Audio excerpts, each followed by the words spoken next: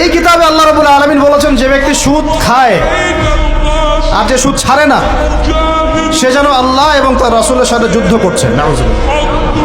হাদিসের মধ্যে নবীজি বলছেন, যে ব্যক্তি 1 দিরহাম সুদ খাবে, সে যেন 36 বার জিনা করলো। আর একবার জিনা করলে, এই কিতাবের মধ্যে আছে সূরা নূরের 2-3 নম্বর আয়াতে, 100টা লাঠি, 100 লাখ বেত্রাঘাত, 1 বছরের নির্বাসন একবার করলে।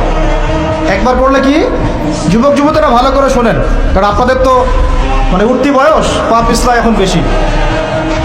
আল্লাহ রাব্বুল আলামিন এই কিতাবে বলেছেন সূরা নূরের মধ্যে, চোখ তো এমনি নিচু করো, তারপরেও যদি কেউ করে ফেলে, নাউযুবিল্লাহ, 100 বেত্রাঘাত জনসমক্ষে এবং 1 বছরের জন্য এই এলাকা থেকে বের করে দেওয়া। একবার করলে। কয়বার ভাই? আর নবীজি বলছেন যে 1 দিরহাম সুদ যে খায়, সে 36 বার জিনা করলো। কোরআন এক জায়গায়, হাদিস এক জায়গায়, সমাজ এক জায়গায়, বিশ্ব রাষ্ট্র এক জায়গায়। এগুলো লা ইয়াজতামিআন, এগুলো কখনো ম্যাচ করে না। এখন কথা জাস্ট বলে দেই, কারণ আল্লাহর কাছে আমাদেরকে দায়মুক্ত হতে হবে, বা অ্যাটলিস্ট ওজোর পেশ করতে হবে যে আল্লাহ পাক আমরা বলেছি, শুনে নাই, মানুষ শুনে নাই, আমরা বলেছি। ওই হাদিসের কিতাবেই আছে, নবী সাল্লাল্লাহু আলাইহি ওয়াসাল্লাম বলেছেন, আপনারা সবাই হাদিসটা জানেন, আমি শুধু মনে করাই দিচ্ছি। আপনার নবী বলেছেন, মুহাম্মদ সাল্লাল্লাহু আলাইহি ওয়াসাল্লাম বলেন, সাল্লাল্লাহু আলাইহি ওয়াসাল্লাম, যে ব্যক্তি সুদ খায়, সুদের এই 70টা পাপের সবচেয়ে নিচের পাপ, সে যেন তার মাকে বিয়ে করে।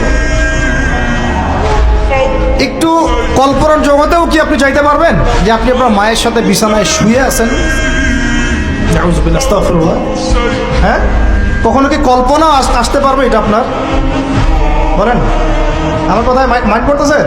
মানুষকে বুঝাইতে পারি না আমি, এটা আমাদের ব্যর্থতা, আমরা বুঝাইতে পারি না। কিভাবে বললে মানুষ বুঝবে, এটা আমাদেরও বুঝে আসতেছে না। চিন্তার জগতে চোখ বন্ধ করে কি কল্পনা করতে পারবেন যে আপনি আপনার মায়ের সাথে নাউযুবিল্লাহ সেই কাজ করতেছেন যা আপনি আপনার স্ত্রীর সাথে করেন? পারবেন? আর নবীজি বলছেন, আপনার নবী